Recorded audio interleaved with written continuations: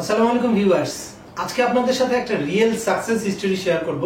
আমার সামনেই বসা আছে মোহাম্মদ মনিরুল ইসলাম ভাই।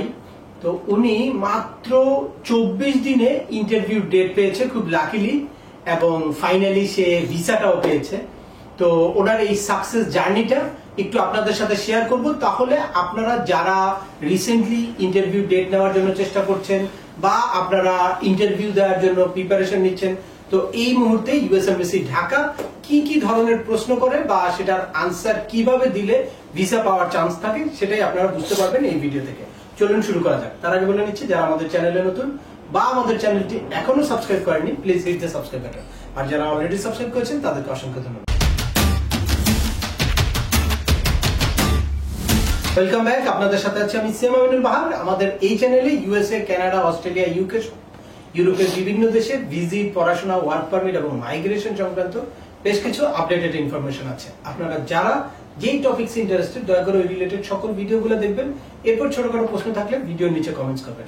আর তারপরেও একান্ত কোনো ব্যক্তিগত পরামর্শ বা আমাদের কোনো সার্ভিস নিতে চাইলে ডিসক্রিপশনে থাকা হোয়াটসঅ্যাপ নম্বরে অ্যাপয়েন্টমেন্ট বুক করে সরাসরি যোগাযোগ করতে পারেন।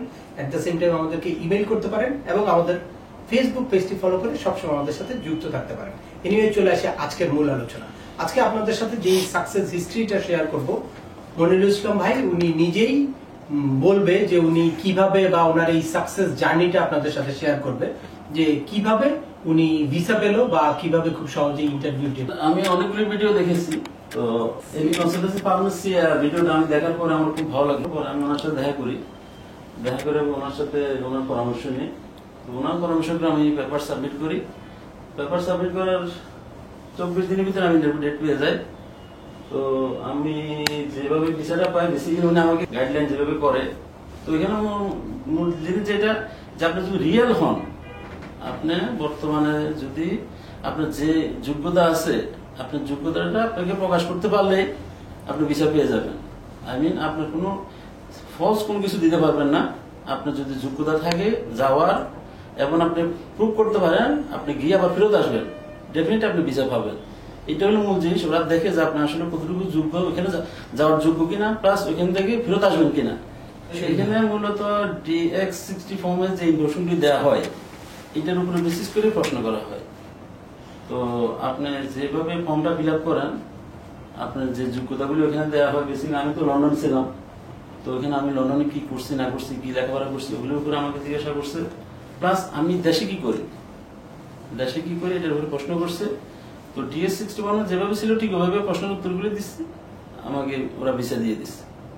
এগুলো মূল বিষয় যে আপনার সবকিছু রিয়েলিটিটা থাকতে হবে, কোনো ফলস কোনো কিছু থাকতে পারবে না। তাহলে আপনারা নিশ্চয়ই বুঝতে পারলেন যে আসলে মানে প্রপারলি যদি DS-160টা সাবমিট করা হয়, আর সেই অনুযায়ী যদি আপনাদের ইন্টারভিউ প্রিপারেশন থাকে, আর মানে ন্যাচারাল একটা প্রেজেন্টেশন আপনি যদি দিতে পারেন, তাহলে আপনাদের খুব সহজেই ইউএস এর ভিসা হতে পারে। আর এক্ষেত্রে অন্যান্য যে কোনো দেশের জন্য যেরকম হিউজ ডকুমেন্ট শো করতে হয়, আপনার ব্যাংক সলভেন্সি দেখাতে হয়, আপনার মানে বিজনেস ডকুমেন্ট, আদার্স অনেক ডকুমেন্ট দেখাতে হয়, এখানে ওনার এই ভিসা পাওয়ার জন্য কোনো রকম কোনো ডকুমেন্ট দেখাতে হয়নি। জাস্ট DS-160 তে যে ইনফরমেশন গুলো দেওয়া হয়েছে সেই অনুযায়ী ওনাকে কিছু প্রশ্ন করেছে, সেই প্রশ্নগুলোতে তারা স্যাটিসফাইড হয়ে ইউএস এর 5 ইয়ার্স এর মাল্টিপল এন্ট্রি ভিসা দিয়েছে।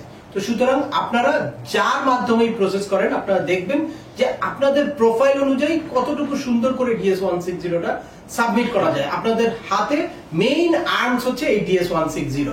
এটার মধ্যে দিয়ে আপনাকে রিফ্লেক্ট করতে হবে যে আপনি এই দেশে এস্টাবলিশড একজন পারসন, এখন জব করেন, বিজনেস করেন, যাই করেন, আর আপনার এখানে জব রেসপন্সিবিলিটি অনেক ইম্পর্টেন্ট, এবং আপনি ইউএস তে গিয়ে ব্যাক করে আসবেন। এটা যেরকম ইন্টারভিউতে ফুটিয়ে তুলতে হবে, এট দ্য সেম টাইম DS-160তে আপনাদের ফুটিয়ে তুলতে হবে।